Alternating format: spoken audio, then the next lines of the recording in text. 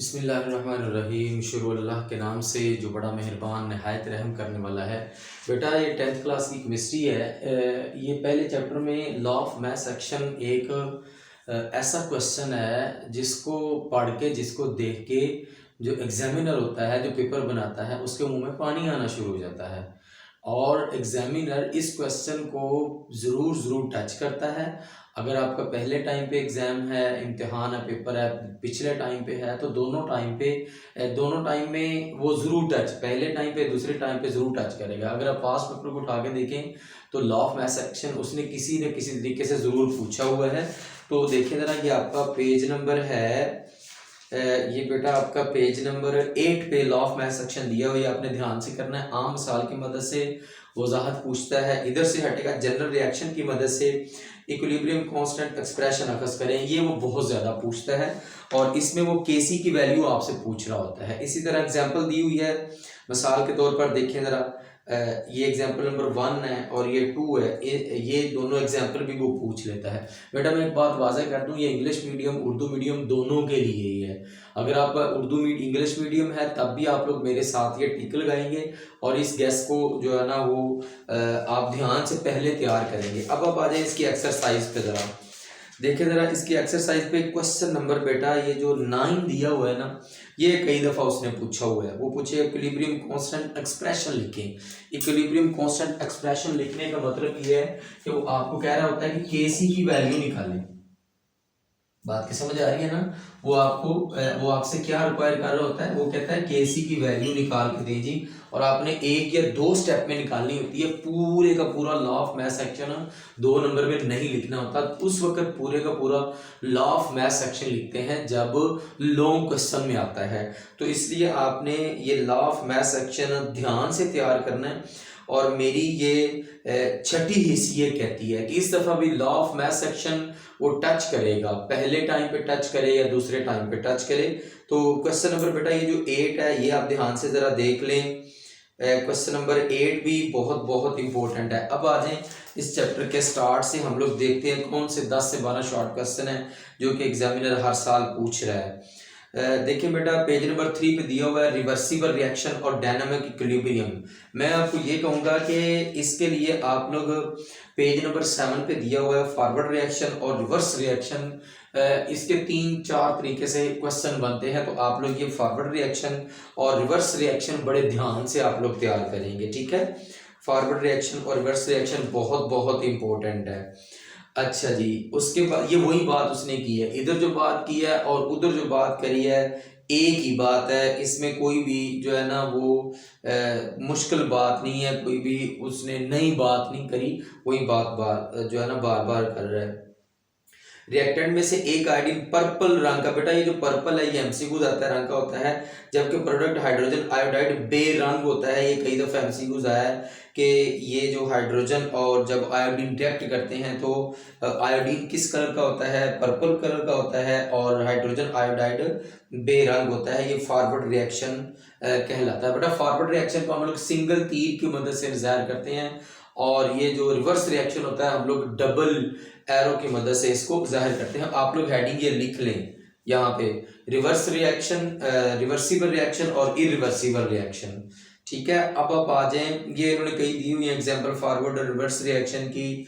अब बेटा page number 5 पे आ जाएं आप लोग। 5 पे दिया हुआ है इन्होंने केमिकल इक्विलिब्रियम की तारीफ करें। ये बेटा बहुत बहुत इंपॉर्टेंट है। इसकी दो आगे जो है ना वो सूरतें हैं, इसकी दो कंडीशंस हैं। एक है जी स्टैटिक इक्विलिब्रियम और एक है डायनामिक इक्विलिब्रियम। ये आपने ध्यान से तैयार करना है। पहले हम लोग शॉर्ट की बात कर लेते हैं, फिर हम लोग देखेंगे लॉन्ग कौन कौन से क्वेश्चन जो है ना वो आपके पेपर में आने के चांस होते हैं। उसके बाद देखिए बेटा फॉरवर्ड और रिवर्स रिएक्शन जो है ना ये शॉर्ट भी आता है, लॉन्ग भी आता है। डायनामिक इक्विलिब्रियम की मैक्रोस्कोपिक खसूसियात, ये बहुत बहुत इंपॉर्टेंट है, आपने ये ध्यान से तैयार करना है। अब आप आ जाए लॉ ऑफ मैथ सेक्शन, मैंने आपको पहले बता दिया है। अच्छा जी, अब आप आ जाए बेटा, ये 7 बॉक्स ये लॉ ऑफ मैथ सेक्शन की तारीफ करें। एक्टिव मैथ्स को किस तरह से जाहिर किया जाता है, इक्विलिब्रियम कांस्टेंट से क्या मुराद है, ये जो है ना वो पूछता है आपके पेपर में। आपने इनको ध्यान से तैयार करना है। अच्छा जी, अब देखें बेटा, ये बॉक्स दिया हुआ है, ये बॉक्स जरा आप ध्यान से जरा देखें ना, इस बॉक्स को आपने ध्यान से देखना है। देखें वही बात कर रहा है, इक्विलिब्रियम कांस्टेंट एक्सप्रेशन लिखे, उसने केसी की वैल्यू आपसे निकालनी है पेपर में कि केसी आपको निकालना आता है या नहीं आता। लॉ ऑफ मैथ सेक्शन अगर आता है तो आप लोग केसी की वैल्यू आसानी के साथ निकाल लेंगे। इक्विलिब्रियम कांस्टेंट और इसके यूनिट्स बेटा ये बहुत बहुत इंपॉर्टेंट है, ये फार्मूला आपने ध्यान से करना है, ठीक है। फार्मूला आप लोग बड़े ध्यान से करेंगे, ये आता है। और उसके साथ साथ ये देखिए जरा नीचे दिया हुआ केसी का कोई भी यूनिट नहीं है, ऐसा रिएक्शन जिसमें उत्पादन कीमी मुसाबात में रिएक्टेंट और प्रोडक्ट के मोल्स की तादाद बराबर नहीं होती, इसलिए केसी के यूनिट्स होते हैं। ये बेटा आपने ध्यान से करना है, ये वाली लाइन केसी का कोई यूनिट नहीं है। ऊपर वाली लाइन देखें जरा, अगर मसाबात के दोनों तरफ में मोल्स की तादाद बराबर हो तो केसी का कोई यूनिट नहीं होता। ये आपके पेपर में हमसे कुछ कई दफा आया हुआ है और ये एक्सरसाइज में भी है, तो ये आपने बेटा ध्यान से करना है। उसके बाद आप लोग ये न्यूमेरिकल बाद में करेंगे, पहले इक्विलिब्रियम कांस्टेंट की अहमियत बेटा, इसमें रिएक्शन की सिमत की पशीनगी करना। इसमें आपने ये जो करना है, ये देखिए जरा यहाँ पे इन्होंने दिया हुआ है, हम वैल्यू हासिल कर सकते हैं इस रिएक्शन का, रिएक्शन कोशेंट क्यूसी कहलाती है। ये क्यूसी आपने ध्यान से करना है, ये क्यूसी क्या है, इसकी जो है ना वैल्यू कितनी है, ठीक है। और उसके बाद केसी और क्यूसी में वो कंपैरिजन पूछता है। अब आ जाए पेज नंबर 16 पे आ जाए बेटा, ये 2-3 पॉइंट बहुत बहुत इंपॉर्टेंट है, देखें जरा, ये आपने ध्यान से करने हैं। क्यूसी और केसी जो है ना, क्यूसी अगर छोटा हो केसी बड़ा हो तो रिएक्शन की सिमत में 3 पॉइंट आपने करने हैं। रिएक्शन की हद की पेश गोई करना, तो ये बेटा आपने 3 पॉइंट इसके करने हैं, ए बी और सी। और इसमें जो कीवर्ड है, कीवर्ड एक ऐसा लफ्ज होता है जो कि एग्जामिनर पेपर में ढूंढ रहा होता है, हम ढूंढ रहे होते हैं कि बच्चे ने कीवर्ड लिखा है या नहीं लिखा। इसमें केसी की वैल्यू बड़ी अद्दी value, large value of the KC में आपने बताना है कि रिएक्टेंट तकरीबन ना होने के बराबर होते हैं। और इसमें देखिए ज़रा आपने ये केसी की छोटी अद्दी वैल्यू में आपने बताना है कि रिएक्टेंट्स मौजूद हैं और प्रोडक्ट तकरीबन ना होने के बराबर होते हैं, ये कीवर्ड है, ध्यान से ज़रा देख लें ज़रा। तो इसमें आपने रिएक्शन कभी भी मुकम्मल नहीं होते, इसमें आपने बताना है कि रिएक्शन ये जो केसी की बड़ी अद्दी वैल्यू होती है, इसमें आपने बताना रिएक्शन बहुत हद तक मुकम्मल हो जाते हैं।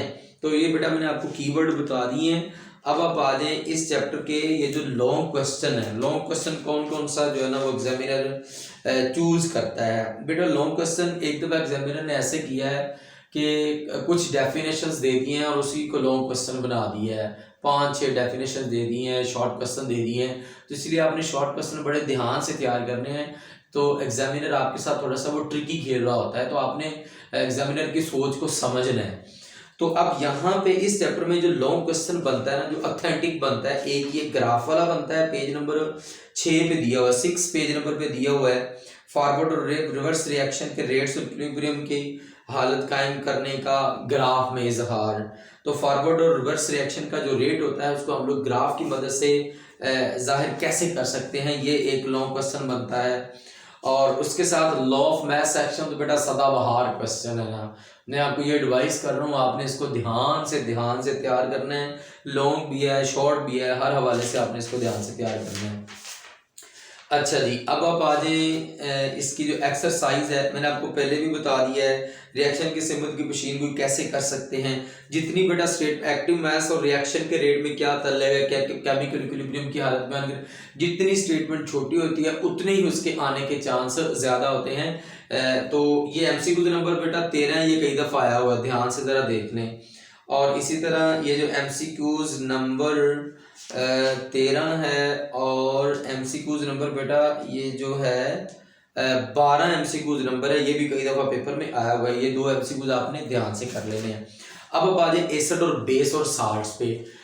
बेटा इसमें अगर हम बात करें इस चैप्टर की, पहला जो इन्होंने दिया हुआ एसिड और बेस के नजरियात, एसिड और बेसिस में फ़र्क है। ये लॉन्ग क्वेश्चन भी आया हुआ है कई दफ़ा, शॉर्ट भी आया हुआ है, ध्यान से तैयार करना है।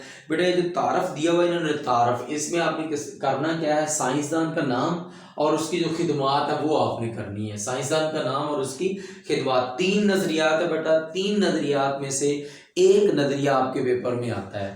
3 नज़रियात हैं एसिड और बेस के बारे में, आर्हीनस का एसिड और बेस का नज़रिया, और इसी तरह ये जो है ब्रॉन्स्टेड लोरी का नज़रिया, और इसी तरह ये जो लीवस का एसिड और बेस का नजरिया जो कंसेप्ट है, Lewis concept of the acid and bases, ये बेटा तीनों में से एक जरूर आता है। अब हम देखते हैं जरा, तीनों में आपने तारीफ करनी है और एग्जाम्पल लिखनी है, तारीफ और एग्जाम्पल, और इसकी जो लिमिटेशंस हैं वो आपने करनी है। अब ये जो ब्रॉन्सन-लोरी का नजरिया है ना, इसमें बेटा वो कॉन्जुगेट एसिड और कॉन्जुगेट बेस की तारीफ आपसे पूछ रहा होता है। तो पेज नंबर 29 पे आपने कॉन्जुगेट एसिड और कॉन्जुगेट बेस की तारीफ आपने ध्यान से करनी है। और पेज नंबर 29 पे सबसे एंड पे दिया हुआ है ऐसी शय जो एसिड और बेस दोनों तरह के रिएक्ट करती हैं, एम्फोटेरिक कहलाती हैं। ये बेटा आपके पेपर में कई दफा आया हुआ है। एम्फोटेरिक कंपाउंड से क्या मतलब, इस तरह से वो क्वेश्चन पूछता है, तो आपने बताना दो substances which can act as an acid as well as base are called the amphoteric. ये आपके पेपर में आता है, तो आपने ये ध्यान से करना है। इसी तरह एक और क्वेश्चन है पेज नंबर 32 पे, जो शॉर्ट क्वेश्चन वो पूछता है अडक्ट से क्या मुराद है। तो ये आपने डक्ट की तारीफ करनी है। और ये जो ऊपर वाली मसावात है, ये मसावात जो ऊपर उन्होंने दी हुई है हाइड्रोजन आइंस और अमोनिया के दरमियान में ये जो रिएक्शन है, ये बेटा अडक्ट की मसाल आपने ध्यान से करनी है। और लीवस बेसिस में देखें जरा, अमाइंस दिया हुआ है इन्होंने। ये अमाइंस क्या होते हैं, लोन पेयर रखते हैं, न्यूट्रल अशिया कम से कम इलेक्ट्रॉन का एक लोन पेयर रखती हैं। मसलन अमोनिया इमाइंस अल्कोहल वगैरह रिएक्ट करती हैं, क्योंकि इलेक्ट्रॉन के लोन पेयर जो है ना वो हासिल कर सकती हैं।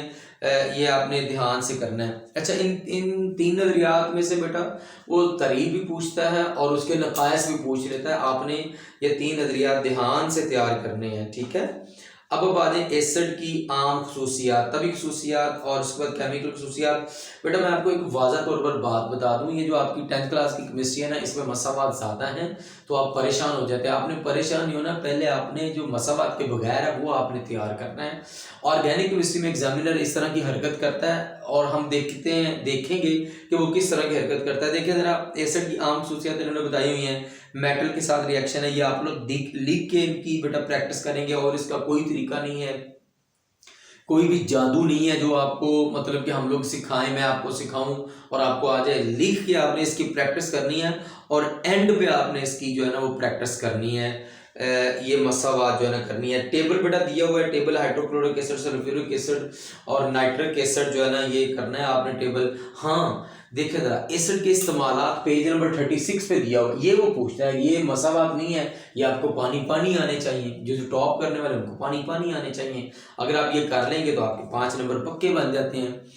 तो इसी तरह बेसिस की आम खसूसियात पहले वो बात करेगा, जो हमने फ़र्क किया था वो बात कर रहा है। और उसके बाद केमिकल खसूसियात बेटा दी हुई हैं, ये केमिकल खसूसियात करेंगे। हाँ, बेसिस के इस्तेमालात आप करेंगे, ध्यान से करेंगे। ये जो है ना लॉन्ग क्वेश्चन 5 नंबर का वो दे देता है, क्योंकि जो आपका केमिस्ट्री का पेपर है ना बेटा, मैं वाज़ह तौर पर आपको बता दूं, ये केमिस्ट्री का पेपर ना इतना मुश्किल होगा ना इतना आसान होगा, दरमियाने लेवल का पेपर होगा। जो टॉप करने वाले स्टूडेंट है उनके लिए 2-3 क्वेश्चन ट्रिकी होंगे। वो कौन से होंगे वो भी हम लोग देखेंगे।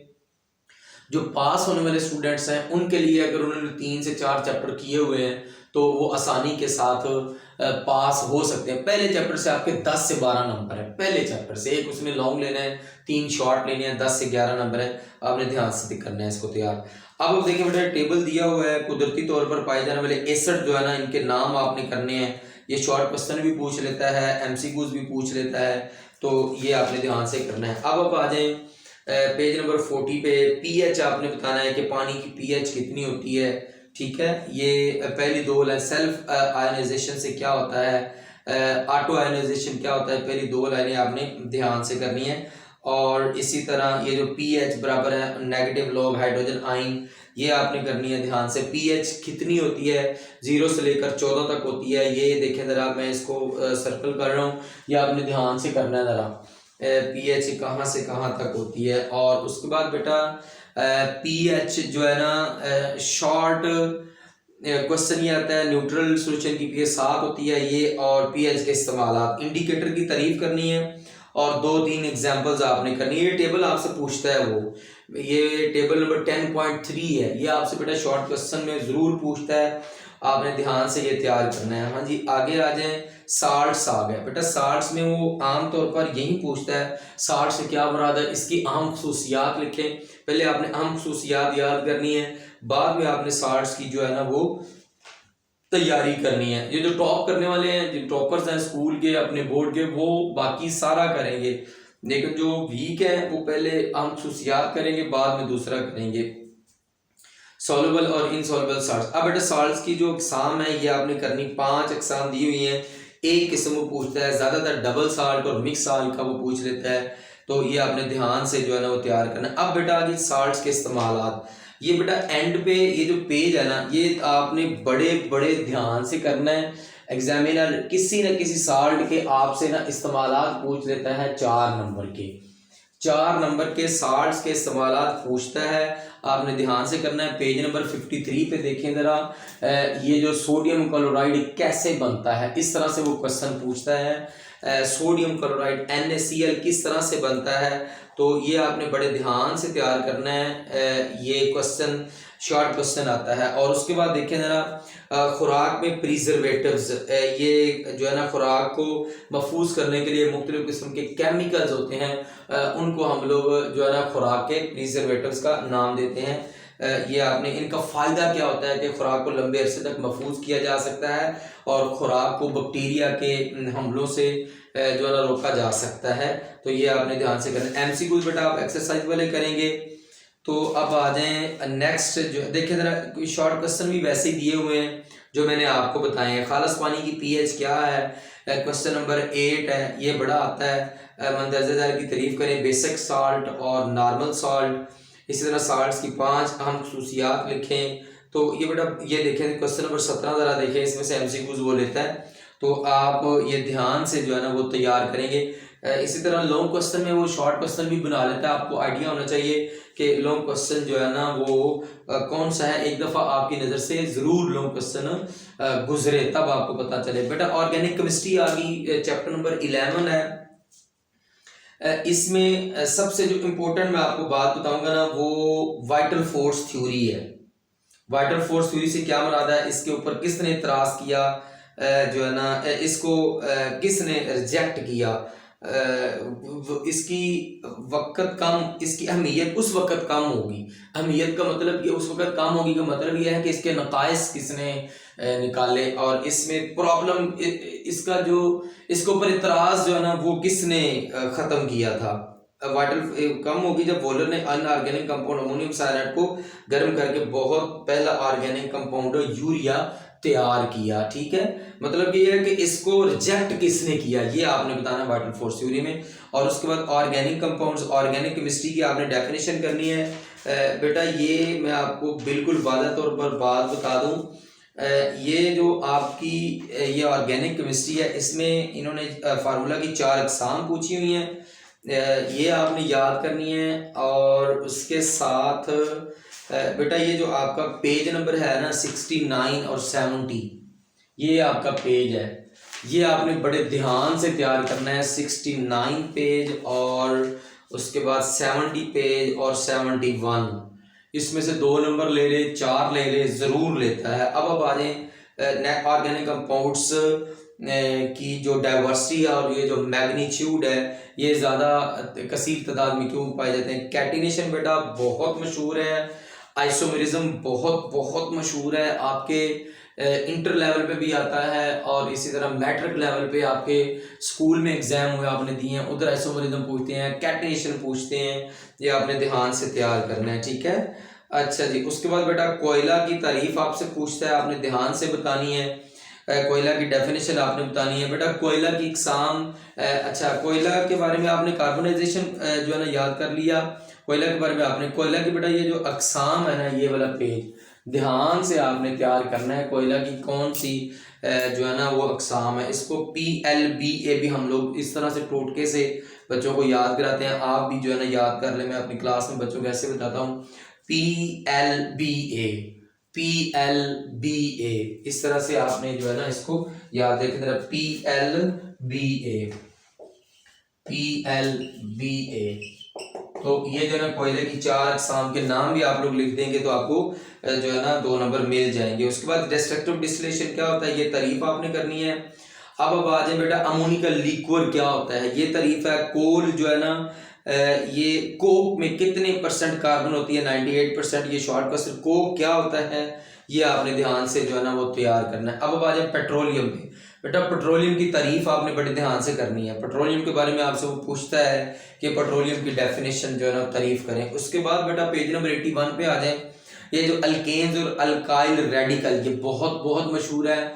होमोलोगस सीरीज के बारे में आपसे वो क्वेश्चन जरूर पूछता है। देखिए जरा मैं इधर भी टिक लगा रहा हूँ, तो ये आपने ध्यान से तैयार करना है। पेज नंबर 82 पे ये इन्होंने दिया हुआ है, आइसोप्रोपाइल कहलाती हैं, ये आपने करना है। फंक्शनल ग्रुप बेटा बहुत मशहूर है, शॉर्ट में आ जाए लॉन्ग में आ जाए, आपने फंक्शनल ग्रुप वाला क्वेश्चन बड़े ध्यान से तैयार करना है, बड़े बड़े ध्यान से तैयार करना है। इसमें नो कंप्रोमाइज, कोई भी आपके साथ कंप्रोमाइज नहीं है।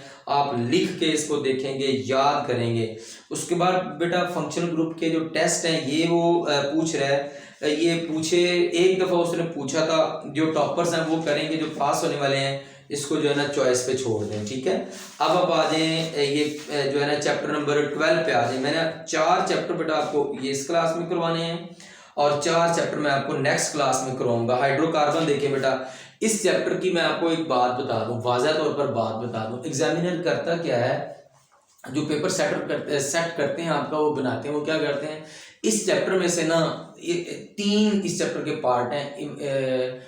ये है अल्केन है, अल्कीन है और अल्काइन है। इनमें से ना किसी ना किसी को वो इस्तेमालात लेता है, उसके यूजेस कौन कौन से हैं। पिछली दफा उसने ऐसे किया, उससे पिछली दफा ऐसे किया हुआ है। तो इस चैप्टर में बेटा मसावात हैं, ज़्यादा हैं।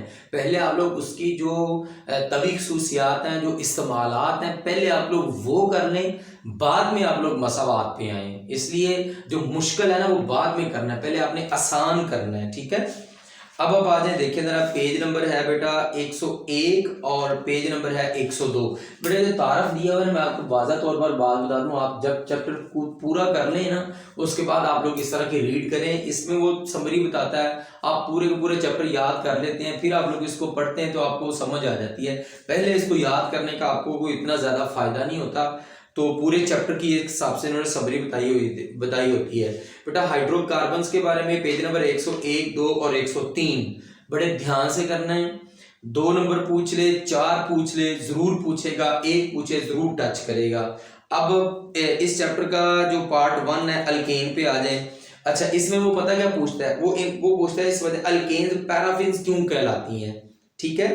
तो ये आपने वो पूछेगा अल्केन्स पैराफिन्स क्यों कहलाती हैं, अल्कीन्स क्यों जो है ना ओलिफिन्स कहलाती हैं, ये आपने बताना है। अल्केन्स पैराफिन्स क्यों कहलाती हैं ये आपने कहना है। देखें जरा सोर्सेज आप लोग कर लें, अल्केन्स की तैयारी आप करेंगे। इसमें जो ये जो कैटालिस्ट होता है ना केमिकल रिएक्शन में, निकल है और ये जो टेम्परेचर है, ये देखें जरा, ये आप पूछता है वो एमसीक्यूज में। निकल कैटालिस्ट है और 250 से लेकर 300 डिग्री सेंटीग्रेड तक जो है ना वो टेम्परेचर होता है। तभी खसूसियात बेटा बिल्कुल आसान है। अब केमिकल रिएक्शन की बारी आ गई। हेलोजिनेशन रिएक्शन बहुत बहुत इंपॉर्टेंट है, लॉन्ग क्वेश्चन के हिसाब से आपने ध्यान से ये तैयार करना है। हेलोजिनेशन जलने का अमल है। देखें इस्तेमालात इसके यूजेस जो है ना, इथेन के वो पूछ रहा है, इथेन के यूजेस आपने बड़े ध्यान से जो है ना वो बताने हैं। दिलचस्प मालूमात बेटा इसमें से जो है ना वो मार्श गैस कहलाती है, ये आपके पेपर में पूछता है, ये आपने ध्यान से करना है। अब बारी आ गई अल्कीन्स की। मैंने आपसे बोला है वो आपसे पूछेगा अल्कीन्स को ओलिफिन्स क्यों कहते हैं। एक मतलब कि दोनों में से एक को वो जरूर टच करता है। ये इस चैप्टर का पार्ट नंबर जो है ना वो 2 है, इस चैप्टर का पार्ट नंबर 2 है। अब इसका वकू कहाँ पे है ये आपने करना है पहले, और अल्कीन्स की तैयारी जो है ना वो आपने करनी है। देखिए जरा सल्फ्यूरिक एसिड के साथ रिएक्शन है, और इसी तरह तभी खसूसियात आप ध्यान से करेंगे बेटा, तभी खसूसियात और अल्कीन्स की हाइड्रोजनेशन वेरी वेरी इंपॉर्टेंट, ये आपसे पूछेगा कमरा इम्तिहान में। आप बैठे होंगे कि अल्कीन्स की हाइड्रोजनेशन पर नोट लिखें। अल्कीन्स की हेलोजनेशन है, ठीक है, और अल्कीन्स की हाइड्रो हेलोजनेशन है। अल्कीन्स की KMnO4 के साथ ऑक्सीडेशन है, बहुत बहुत मशहूर है बेटा। सबसे जो इंपॉर्टेंट है, मैंने आपसे पहले भी बात की है, इसके इस्तेमालात हैं इथीन के, आपने इस्तेमालात बड़े ध्यान से करने हैं। इंशाल्लाह ताला आपको पेपर में पहले टाइम दूसरे टाइम पे जरूर देखने को मिलते हैं। अब तीसरा इसका जो पार्ट है वो अल्काइंस है, इनको हम लोग एसिटिलीन्स भी कहते हैं। इस वही बात आ गई, इसका जो वकू है केमिकल रिएक्शन है, हैलोजन की एडिशन है, पेज नंबर 114 में बेटा इन्होंने दिया हुआ है टेट्रा ब्रोमो इथेन, इसका फार्मूला आपको आना चाहिए और इसके इस्तेमालात बहुत मशहूर हैं। ग्लाइऑक्सल का फार्मूला आना चाहिए और ऑक्सैलिक एसिड का फार्मूला आना चाहिए। देखिए ज़रा, साथ बॉक्स दिया हुआ है अल्काइंस एसिटिलीन्स क्यों कहलाते हैं, वो मैंने आपको पहले बताया तीनों में से वो क्यों वाला क्वेश्चन जरूर पूछता है। एसिटिलीन से टेट्रा ब्रोमो इथेन कैसे तैयार होता है, आप टेट्राक्लोरोइथेन से एसिटिलीन कैसे, ग्लाइकोल और ग्लाइऑक्सल में क्या फर्क है आपने फार्मूला की मदद से बताना है, ऑक्सैलिक एसिड का फार्मूला। लेकिन ये सेम क्वेश्चन उठाता है और आपके पेपर में पूछ लेता है। तो ये बेटा 4 चैप्टर का मैंने आपको आइडिया। देखें जरा एक्सरसाइज देखें, अल्केन्स पैराफिन्स क्यों कहलाती हैं, ऐसे वो क्वेश्चन उठाता है। अल्केन्स को फ्यूल के तौर पर क्यों इस्तेमाल किया जाता है, अल्कीन्स ओलिफिन्स क्यों कहलाती हैं, एडिशन रिएक्शंस क्या हैं, मिसाल की मदद से वजाहत करें। तो इस तरह के क्वेश्चन, पहला क्वेश्चन देखिए बेटा सेचुरेटेड और अनसेचुरेटेड हाइड्रोकार्बन में फर्क बयान करें। तो इस तरह के क्वेश्चन आपके पेपर में आते। देखें जरा अल्केन्स की तभी खसूसियात, आप इथेन और इथीन की शनाख्त कैसे कर सकते हैं, टेस्ट की मदद से कर सकते हैं। तो ये बेटा आपने 4 चैप्टर का मैंने आपको गैस बता दिया, आपने पहले ये तैयार करना है, बाकी आपने बाद में तैयार करना है। तो बेटा अगर आप इस चैनल पे नए हैं तो इसको सब्सक्राइब करें, अपने दोस्तों के साथ इसको शेयर करें, अपने जो क्लास फेलो उनके साथ इसको शेयर करें ताकि उनको भी फ़ायदा हो और वो भी अच्छे नंबरों के साथ पास हो सके।